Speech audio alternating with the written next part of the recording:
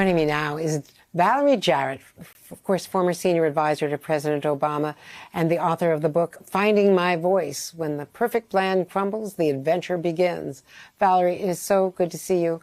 Jennifer Shaviro is not alone. In January, nearly 80% of all working adults who left their jobs were women. And of the women still working, 25% are now considering downsizing their careers or even leaving the workforce entirely, according to a recent survey. So we've got a real challenge here as we come out of the pandemic to get women back in the game.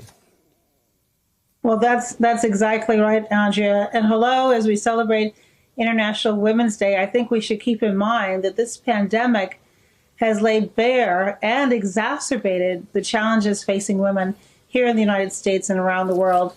Here, women only still make 82 cents on the dollar compared to men, far less for women of color.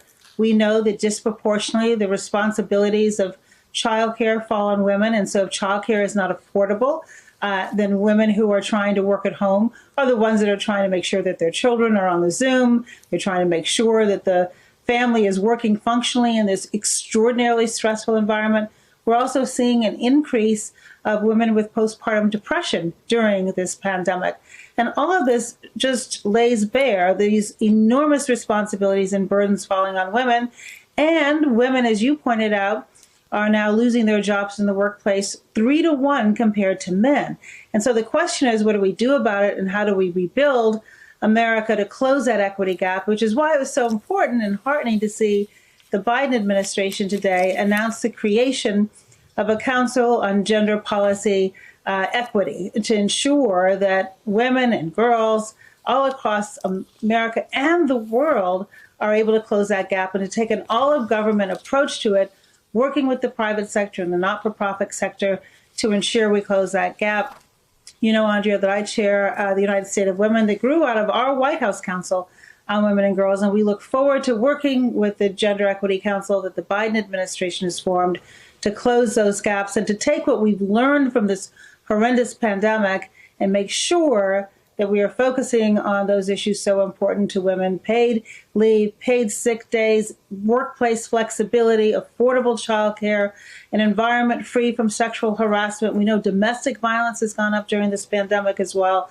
We have to make sure it isn't happening in the workplace. All of the different ways in which barriers, and both structural and cultural, have impeded the opportunities for women and girls.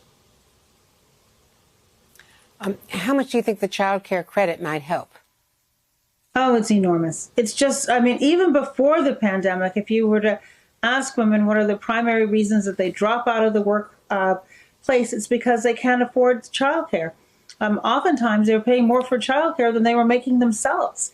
And so recognizing the importance of that childcare credit and the overall relief package, which I should mention, I am so heartened to see that it is moving forward. And forget the sausage making in Washington. I look at it through the lens of the impact it's going to have on Americans who are worrying about whether or not they're going to pay their rent, get evicted from their homes, have access to the shot, send their children to school without worrying about whether or not they're going to contract the virus. These are all issues that are being addressed in this bill. Is it the perfect bill? No, but we cannot afford to let perfect be the enemy of the good. It will bring important relief immediately to Americans who are just struggling all across our country. And I wanted to also convey my personal condolences to you and your family, because I know that Vernon Jordan is your first cousin through marriage and so very close to you. And as we remember him and all the times that you were so close with him, I know at Howard University, where his funeral will be held, his legacy is so powerful. Thank you. Thank you so much, Andrea, and thank you for that photo. We were having a quiet, gossipy moment in the middle of a tremendous commencement ceremony at Howard. He was a huge part of my life for over 3 decades, and I will miss him on a very personal level, not to mention the extraordinary contribution that he made to so many people around our country. He was a mentor to countless people, and I appreciate you remembering him. He certainly considered you a dear friend. Well, and of course, the memories will overflow tomorrow at Howard University, his alma mater, where he gave so many speeches, where the services will be held, private services. Thank you very much.